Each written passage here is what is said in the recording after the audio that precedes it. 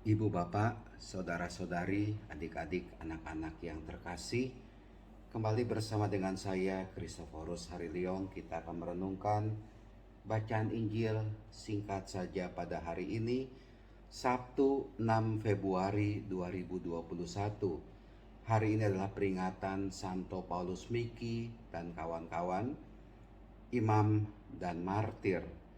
Bacaan Injil diambil dari Markus bab 6 ayat 30 sampai dengan 34. Bapak Ibu, saudara-saudari terkasih, pertama-tama yang harus kita pahami kalau kita bicara mengenai martir, martir itu adalah orang yang mau mati demi kerajaan Allah, mau mati demi Kristus. Bahkan yang utama, martir itu adalah orang yang berani mati demi kasih, demi cinta. Karena kasih, karena cinta dari Tuhan Yesus mendorong dia, maka dia bisa menjadi martir. Dan karena dia juga cinta mengasihi sesama, maka dia bisa menjadi martir. Menjadi martir itu bukan sekedar mengorbankan dirinya untuk membela agamanya, tidak tentu.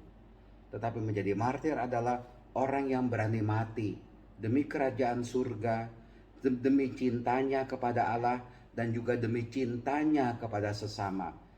Seorang martir itu saya pikir tidak boleh ada dendam, tidak boleh ada unsur untuk membalas dendam, kemarahan kepada orang lain, tidak.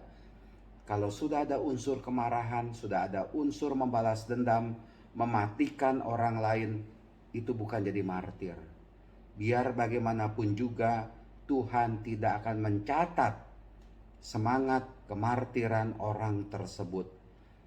Kalau orang itu mau mati, berani mati, demi cintanya kepada sesama, demi cintanya kepada Allah, tidak ada dendam, tidak ada emosi, itulah dia menjadi martir.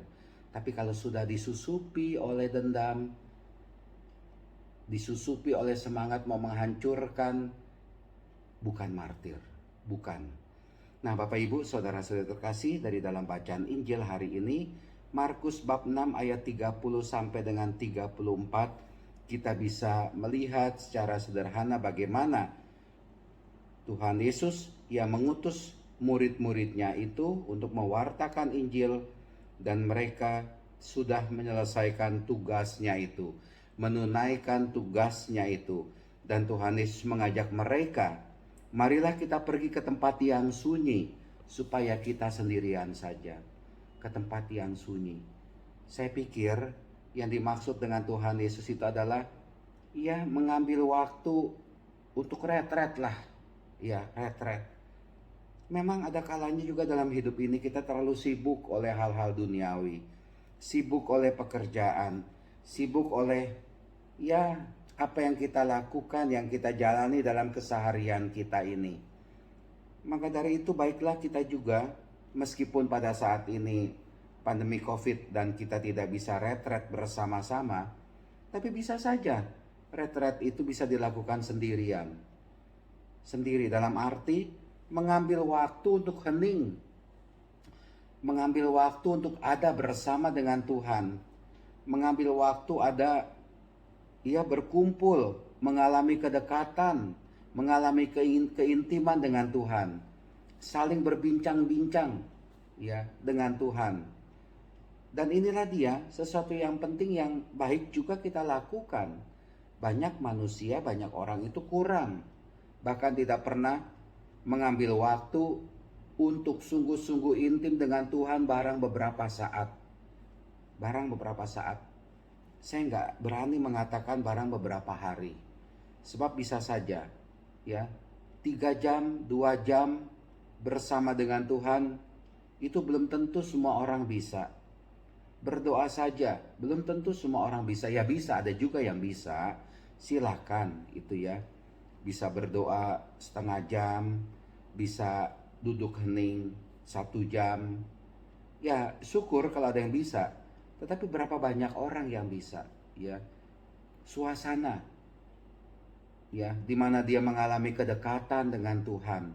Suasana dia di mana kita mengalami kedekatan dengan Tuhan.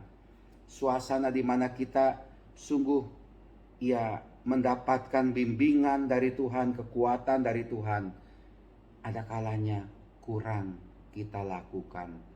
Maka dari itu banyak orang yang mohon maaf salah jalan dalam hidup ini. Selalu mementingkan diri sendiri. Selalu menganggap kalau saya sudah mendapatkan uang banyak maka saya berhasil.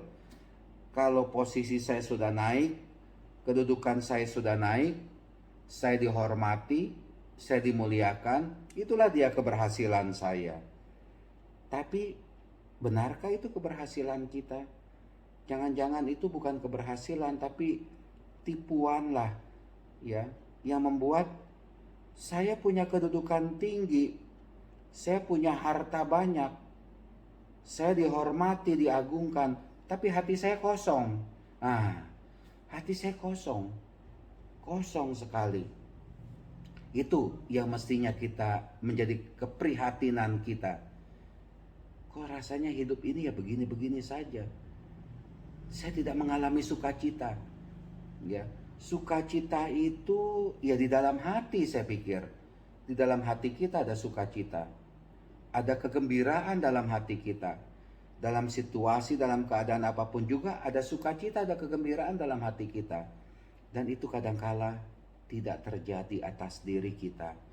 Dan saya pikir, mari, seperti yang Tuhan Yesus mengatakan, kita pergi ke tempat yang sunyi supaya kita sendirian, ada bersama dengan Tuhan, mendengarkan suara Tuhan, mendengarkan tuntunan dari Tuhan, supaya kita gembira dalam hidup ini.